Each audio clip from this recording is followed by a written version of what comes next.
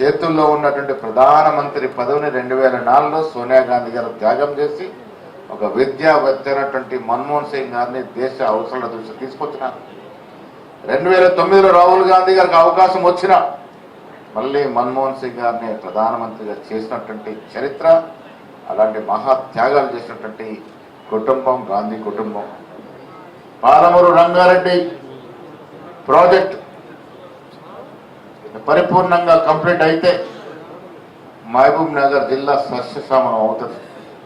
లక్షల ఎకరాలకి సాగునీరే కాకుండా పక్కన ఉన్నటువంటి రాజధాని హైదరాబాద్ తాగునీరు అందుకోవడానికి కూడా అవకాశాలు ఉంటాయి.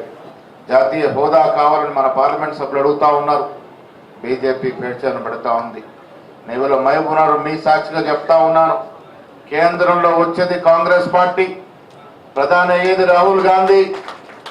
ప్రభుత్వం వచ్చిన 3 నెలల లోపల జాతీయ హోదా తెచ్చుకుంటాము. పాలమూరు రంగారెడ్డి ప్రాజెక్టుకి